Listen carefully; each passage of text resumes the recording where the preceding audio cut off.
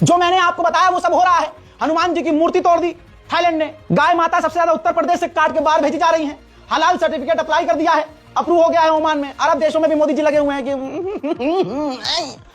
लेकिन मध्य प्रदेश में करनी सेना पुलिस के सामने धमकी दे रही है कि अगर मस्जिद पर और मुसलमानों के घरों पर बिल्डोजर नहीं चला तो अगले 48 घंटे में हम तोड़ देंगे। मुझे समझ में नहीं आता कि भाई मुगलों ने इनकी अम्मा के साथ किया क्या था, इतना दर्द अभी तक फड़फड़ा रहे हो। देश का कानून किनारे भाई साहब, पूरी दुनिया में सबसे खूबसूरत संविधान हमारा है। पूरी दुनिया में हर मजहब का सम्मान, इज्जत करना, आदर करना, यह हमारा संविधान हमें सिखा रहा है। कहां है वो संविधान? देखिए, सुनिए, बताइए क्या कार्रवाई हुई।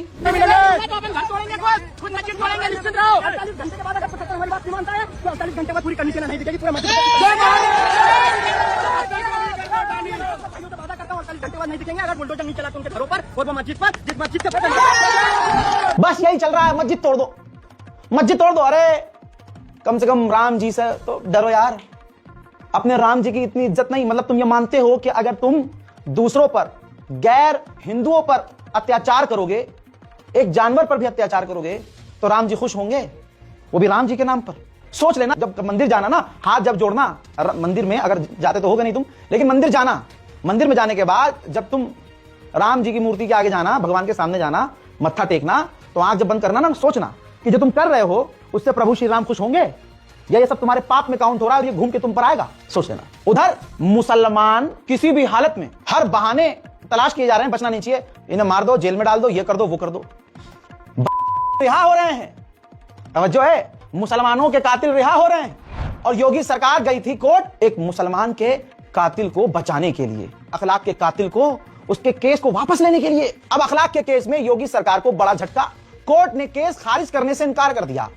अब मुझे यह खुशी नहीं है कि केस खारिज करने से इनकार कर दिया, मुझे डर यह है कि जिस पीठ ने, जिस जज ने योगी सरकार के आदेश को ठुकरा दिया, वो जज जिंदा हो, सही सलामत हो, उनका ट्रांसफर ना हो, उनके साथ कुछ गलत ना हो, वो सस्पेंड ना हो, सब भारतवासी मिलकर दुआ करें। ऐसे ही दिल्ली के एक रील मंत्री हैं, ये काम नहीं करती लेकिन वीडियो बनवाती हैं, माइक लगाकर चीखती हैं और हमेशा जनता पर, मुसलमान, खासकर मुसलमान टारगेट होता है और चीखती हैं। इस बार गलती कर दी।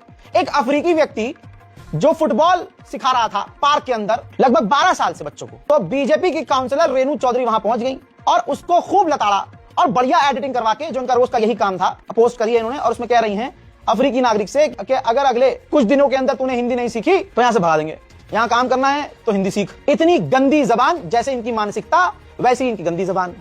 जब भाई ऊपर से ही प्रेशर आया कि अरे वो मुसलमान थोड़ी ना था, वो तो विदेशी था, ऐसे काम करोगी तो विदेशियों के आंखों में चुभने लगोगी। अब बाहर से अगर प्रेशर बन गया, दिक्कत होगी फिर मोदी जी को। तो फिर जब ऊपर से आया होगा फोन, हाँ माफी मांगो, तो फिर दीदी ने माफी मांगी है। नमस्कार साथियों, मैं रेणु चौधरी, पटपड़गंज वार्ड से। कल से मेरी जो वीडियो काफी वायरल चल रही है, उसमें मेरा इरादा किसी को भी ठेस पहुंचाने का नहीं था। एमसीडी पार्क बच्चों के खेलने के लिए है और उनकी कोचिंग्स वगैरह के लिए, वहां पर जो भी सुविधा चाहिए होंगी हम लोग उपलब्ध कर। मेरी भाषा शैली से किसी को भी दिक्कत महसूस हुई, ठेस पहुंची, उसके लिए खेद व्यक्त करती हूँ और आशा करती हूँ बच्चे ऐसे ही पार्क में हमेशा खेलेंगे। बहुत बहुत धन्यवाद। ये हमारे मुल्क के हालात क्या कहे, ये गांधी का भारत है, माफ कीजिएगा, ये गांधी का तो भारत नहीं है और वो चाहते भी नहीं है। ये तो ट्रेलर है।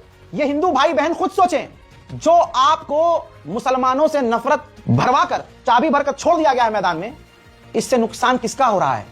चलो मुसलमान का हो रहा है, आपका फायदा हो रहा है। सोचिएगा, अमीरों की औलाद, अमीर हिंदुओं की औलाद विदेश में है, इन नेताओं की औलाद विदेश में है, और आप यकीन करें, अमीर नेताओं की, इन भाजपा और हिंदूवादी नेताओं की औलादें, लड़के लड़कियां वेस्टर्न कल्चर में, समझ रहे हो ना, छोटे छोटे, वहां सनातन संस्कारी कुछ नहीं, लड़के और लड़कियां उनके फुल मॉडर्न, और वो भी विदेश, जर्मनी, फ्रांस, ब्रिटेन।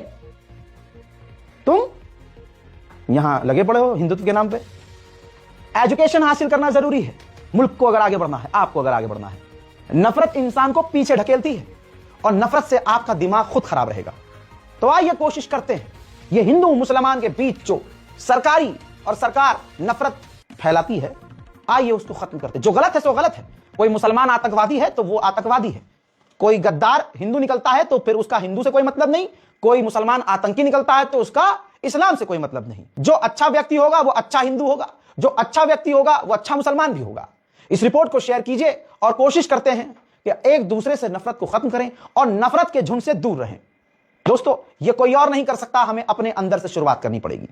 फिलहाल की इस रिपोर्ट में इतना ही। मैं हूं रजा और आप देख रहे थे रजाग्राफी अनस्क्रिप्टेड। जय हिंद।